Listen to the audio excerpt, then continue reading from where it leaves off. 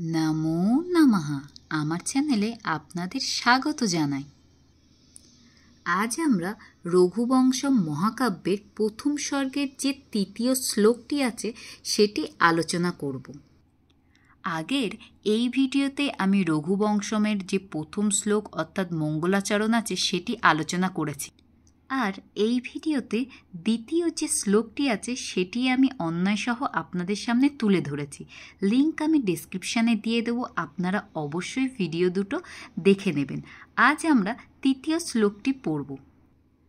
রঘুবংশমের এই তৃতীয় শ্লোকটি আমরা পাঠ করব, তার অন্বয় পাঠ করব এবং তার প্রত্যেকটি অন্বয়ের প্রত্যেকটি শব্দের অর্থ জানব এবং তার অনুবাদও জানব।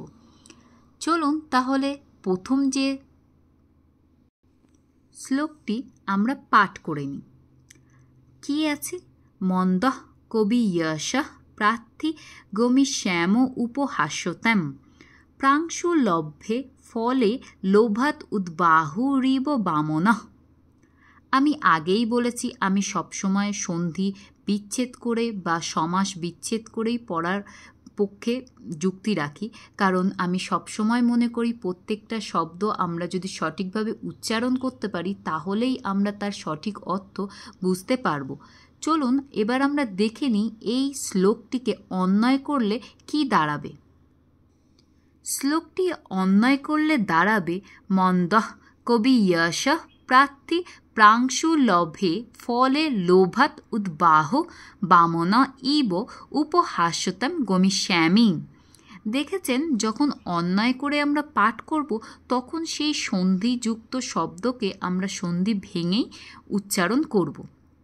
এবার আমরা এই পুরো শ্লোকটির মানে জেনে নিই।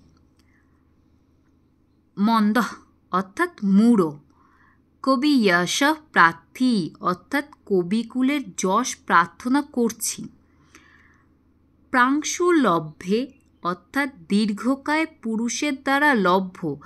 দীর্ঘকায় পুরুষের দ্বারা লভ্য মানে যিনি লম্বা এমন পুরুষ, তার দ্বারা যেটি সহজপ্রাপ্ত জিনিস সেটার কথাই বলা হচ্ছে। ফলে অর্থাৎ ফল লাভের, লোভাত অর্থাৎ লোভের কারণে, উদ্বাহু অর্থাৎ উন্নত বাহু মানে যার হাত অনেকটাই লম্বা, বামন ইব বামন বা খর্বাকায় পুরুষের মতন অর্থাৎ ছোট, উপহাস্যতম অর্থাৎ উপহাসের পাত্র, গমিষ্যামি মানে হচ্ছি।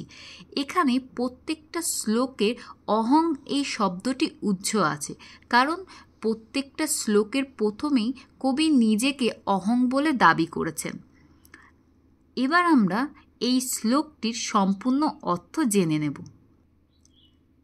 পুরো শ্লোকটির মানে দাঁড়ায়, আমি মূর্খের মতন কবিকুলের যশ প্রার্থনা করছি, সুতরাং দীর্ঘকায় পুরুষের দ্বারা লভ্য ফল গ্রহণের জন্য খর্বকায় বামন হয়ে হাত বাড়াবার মতোই হাস্যপদ হব।